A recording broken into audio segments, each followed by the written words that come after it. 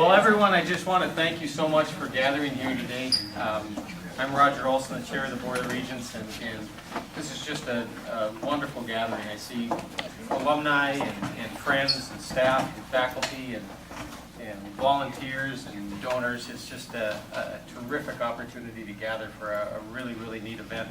I just want to share with you, this morning we had a Board of Regents meeting, and met at 8 o'clock, just finished minutes just before we came over here.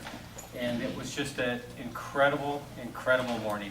There are so many wonderful things happening at this school this year, over the past few years, but this year is just incredible.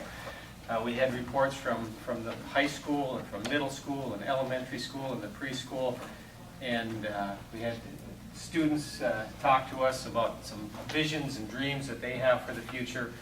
And as we sat around the table, we just reflected on how blessed we were as a board to come alongside Oak Grove and to support the mission in the way that we do, just as volunteers and coming alongside. It's a wonderful, wonderful place, and this event today is just a capstone on what's already been just a really wonderful day. So I thank you all for coming. As I was looking at this, the thing that really struck me was just inside the front cover. And it said, the first sentence, Mr. Milan Alby believed that to study science was to study God's wondrous world in its infinite order and beauty. And that really says everything about the science program here at Oak Grove. We have the incredible opportunity to study science and to do it in light of God's creation and to combine faith and reason. And we've had a wonderful, wonderful science program. We have people here who were taught by Milan, and I think we'll speak today. And we've turned out some incredible physicians and people of science.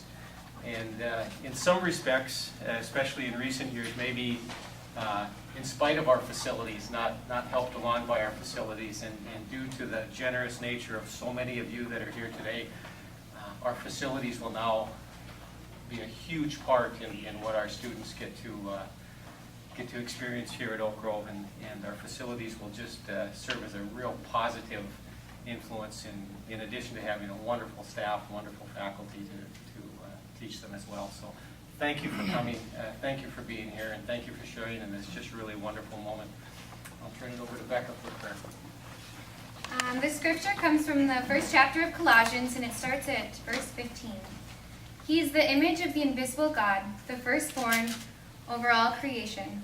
For by him all things were created, things in heaven and on earth, visible and invisible, whether thrones or powers or rulers or authorities, all things were created by him and for him. He is before all things, and in him all things hold together. I've been asked to give a few words about my recollection of Mr. Alby and my experience here at Oak Grove. And I will have to say right at the top that I went to school for close to 25 years, and Mr. Alby I considered the finest of my teachers. I didn't mean to choke up about that, but it's true.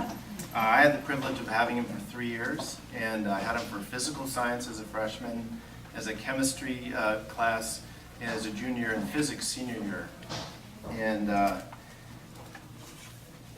we always called him Mr. Alby in the classroom, but outside of the classroom, we called him Smilin' Milan. That was the reality. I really feel it's an honor to be chosen, to speak on behalf of really thousands of students who had Mr. Alby close to 40 years at this school. And not all of you had the privilege of knowing Mr. Alby, but I will have to tell you a few things that you missed out about Mr. Alby if you didn't know him. First of all, physically he was tall. I'd say, was Milan 6'1" or 6'2"? He was 6'4". Okay, he was tall. This is his daughter. He was thin. I think he always stayed within 3 or 4 pounds of one weight his entire life. And I asked him one time, I said, well, how do you stay so trim all the time? You're getting older and you're not getting fatter. He says, I just eat less when I gain more than 2 pounds. I'm like, oh, okay, that's a good idea. Literally, that's what he did. Am I right? He had thick glasses, and now I know looking at his pictures, he was hyperopic, in case you're wondering. I can fix that now. He had a huge smile and a bigger heart. These rooms were really his home, and I can still sense his presence when I come up here. Me too. Yeah. He would be smiling today. Not because of this facility necessarily, but the opportunities that these classrooms represent.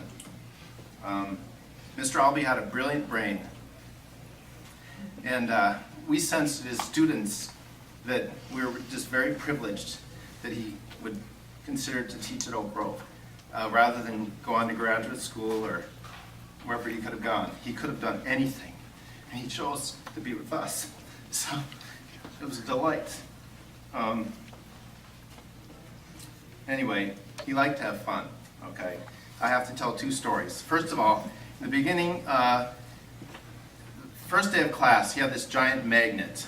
And the deal was, if you could pass this metal thing between the magnet and not touch either side, you get an A. Nobody ever got an A. Because this was a giant electromagnetic thing, and you couldn't pass it through. And you try and try and try, and nobody ever got an A.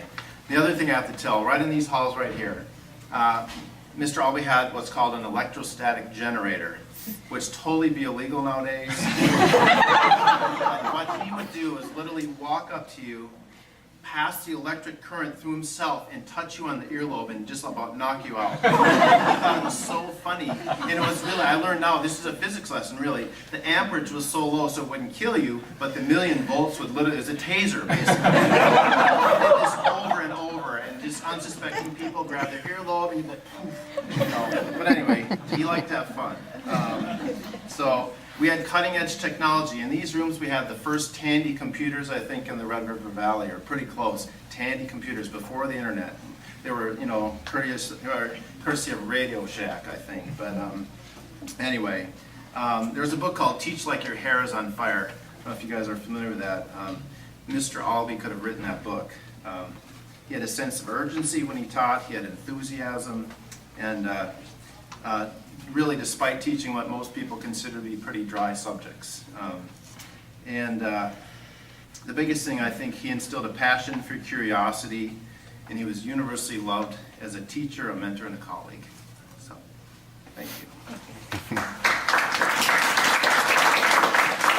Alby's daughter, and it seems very fitting that we should be standing here in front of the classroom he spent so many years of his time.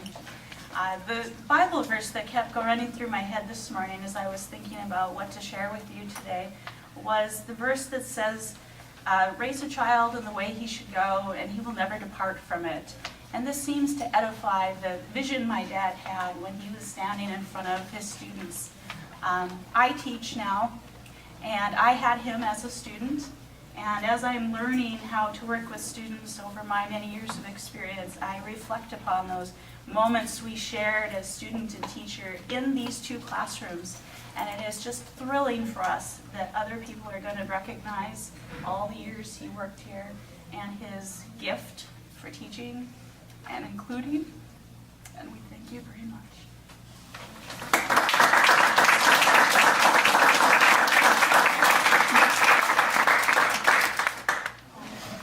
We're here today with this group of both faculty, staff, students, friends of the college, our Board of Regents, Deona, and it's just a wonderful privilege, along with the people that made this possible, because we started a science initiative not that long ago. We used Milan's name to launch it just because it seemed like the natural way of saying we have such a heritage here in what he'd done for all those years. Let's carry it forward. And so if you would help me, we will unveil the Milan Alby Science Center.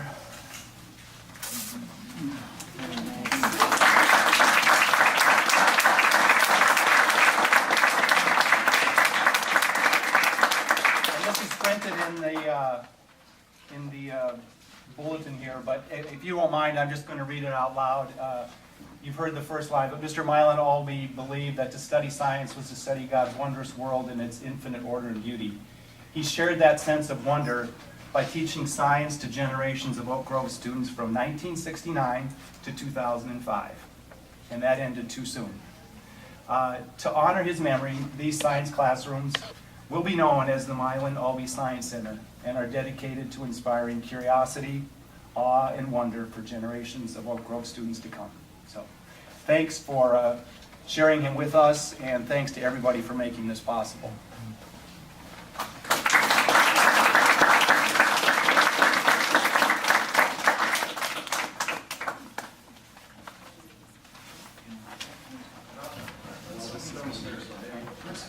Well, this is where he stood too. Is it? Yeah. Between classes, the door was open and he'd be out here watching the students.